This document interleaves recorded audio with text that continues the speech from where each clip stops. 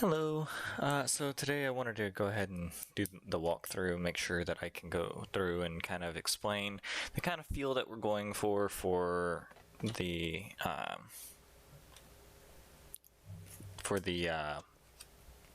stylized visuals. So kind of wanted to go over the basic kind of walkthrough of what we were kind of viewing, history, the what you're going to be doing, what the character is doing, kind of set that, and then kind of talk you through the menus, the levels, and how we would go about them in our mind. So first off, we're wanting to do the low poly hybrid cartoon realistic visual style kind of like Journey, Immortal, Phoenix Rise, Kingdom Hearts, God of War, like not too like ultra realistic or anything like that, but like the floating cities for some areas, but the spirit floaty for the underworld. Kind of underworld over here in the top right, kind of like the dark spirit, like cracked earth, but nice like shattered columns of older cities, fire, darkness. So that's kind of the vibe, but overall, it's going to be a overall, Greek narrative will be the mythical kind of feel. Tune that back in a little bit. So the overall theme is the mythical, like I mentioned, ancient Greece, optimistic for some things, but really dark and corrupted for others. He is a confident hunter, but he's hunting a titan known as Hyperion. Game takes place about 800 BC in Greece. The places will be influenced by Greek mythology, of course. The player will traverse through the dark, fiery pits of the underworld, regions of Mount Olympus, valleys and mountains instead of forest. That's my bad there. And finally up to like the top of the mountain Olympus, kind of like shattered temple of the Titans, which is like corrupted and taken over because, Hyperion being the Titan of light, he's absorbing all of the light and creating like dark corruption in certain areas. So what is the overall narrative and setting for the game? The overall narrative for this game is the player takes the role of Orion, a famous hunter who is currently dead and living in the underworld. In the mortal world, Orion is seen as a constellation. One day, a titan named Hyperion managed to escape the depths of the underworld to the mortal world. Hades, the god of the underworld, was too busy and basically put out a contract. Hades believed that those who would be confident enough to take on the bounty should not make the mistake of not catching the titan. If they failed, they would be placed in Tartarus in place of Hyperion. On his journey, he will encounter other gods, such as his former lover Artemis, his father Poseidon, and he will also face enemies, corruption spread by the Titan, and the Titan itself to bring him back to the underworld. He's gifted his demigod status, being the son of Poseidon, and given special abilities by the different gods. So, like we were talking about, kind of the cartoony, animated, like partially realistic style for the gods, mood boards, the cracked, broken world, but the really bright, optimistic for the second level, third levels, the dark valley with the darkness kind of spreading a little bit more, wind tunnels and stuff like that, and then the fourth has like the dark corruption, and then Hyperion himself. And this is Immortals Phoenix Rising right here. This is kind of the feel that we're going for the Olympus area. Okay, so moving on to the actual levels. Let me get to level 1 here. So level 1 is really kind of locked into a cavernous area. You're just you're being brought out of hell. You're having to prove your worth to make sure that you can even be worthy of the blessings of the gods. So the player will start here and head through the different areas, dodging and training over the pools of corruption water, like the hazard water, the thorns that have been left behind. And then down here, you'll have projectile enemies, which can move around, and fire projectiles out of their head, flying insect-like enemies, while moving through, like I said, the dark hellscapes of kind of the underworld. As he's gaining his new abilities and combat abilities, he will have to practice the abilities that the other gods will give him. Down here would be Ares' dash and Athena's launch, to be able to launch themselves in the air and roll around. They will be finding little blessings from the god known as the energy cells and the health cell, or the life cells, to increase their life and energy bar. We have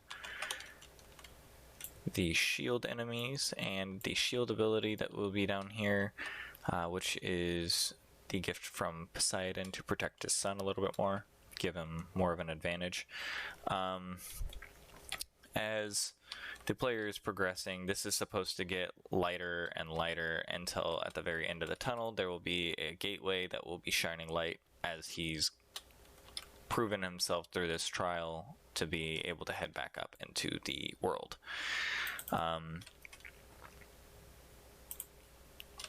For level 2, this will be the stepping out onto Mount Olympus area.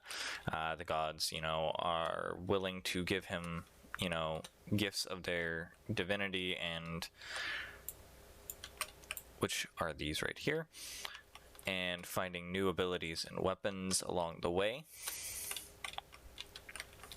As he's going around trying to collect these, he is exploring Olympus and all the puzzles and intricacies of the world.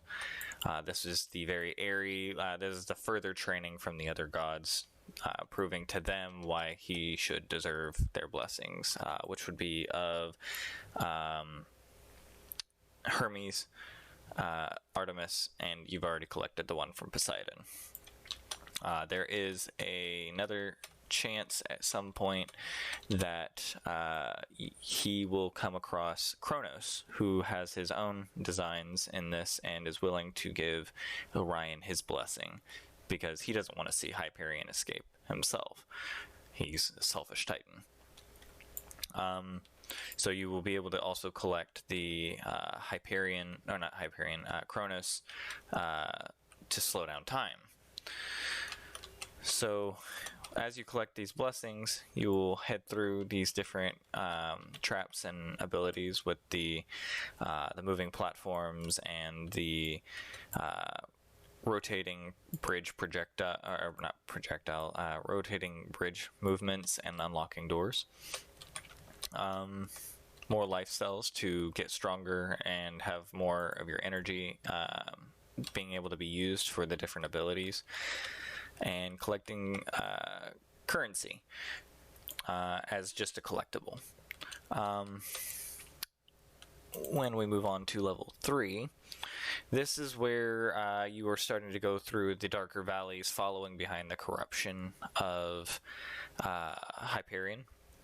He is the Titan of Light, like I mentioned, so he has been sucking away the light in many areas and leaving massive clouds of darkness that the player must travel through.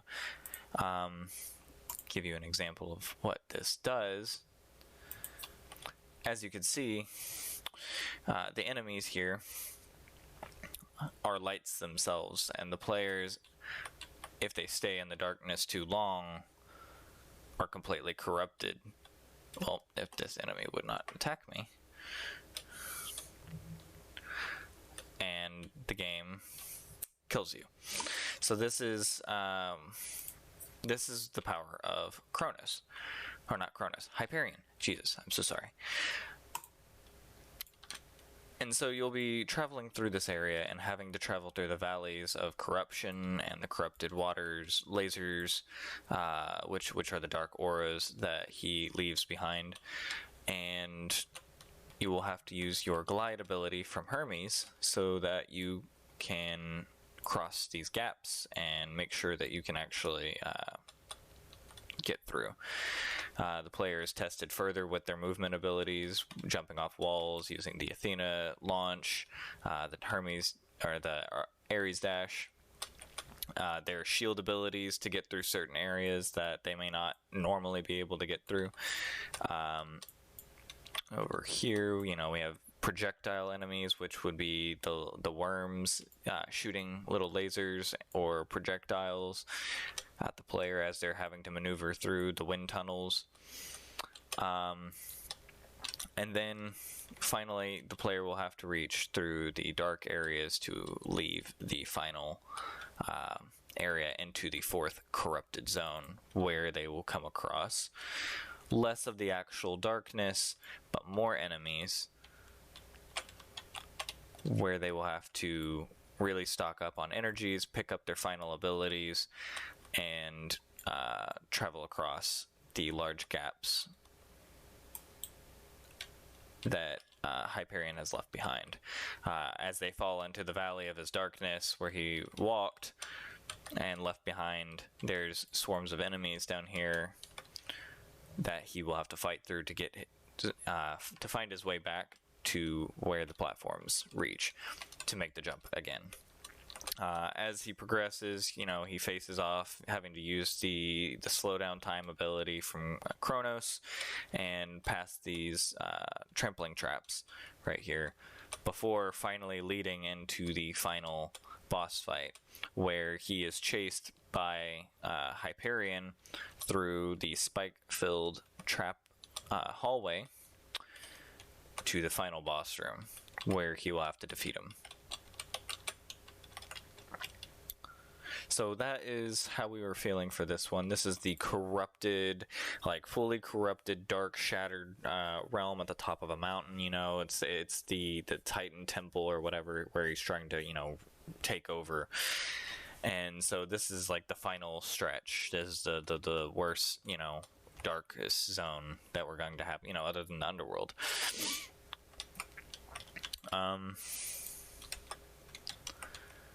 And this will be like columns and Greek shattered cities. Like I said, it was supposed to be like a temple to Hyperion.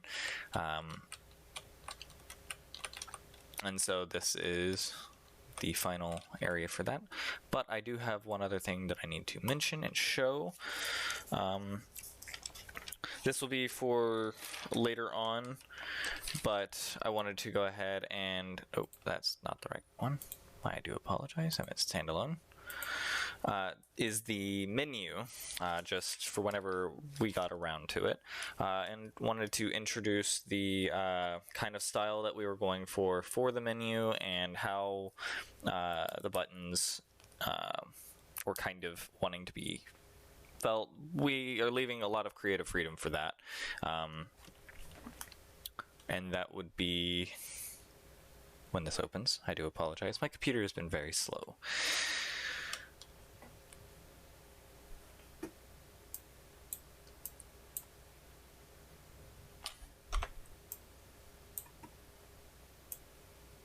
Here we go.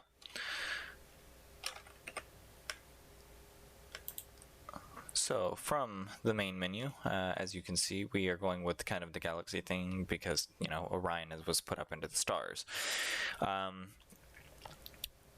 So we really kind of wanted to go with something simple for the buttons and the feel of the title and all of that, kind of like outlining, but we were more thinking that we would see how the style of the actual backgrounds and characters started before we fully came to a decision on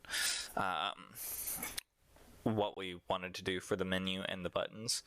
The main ones that we really wanted to worry about, though, was, the main screen, and then we wanted to worry about the controls and tutorials, because it branches off into 3 separate ones, where it moves off into movement controls,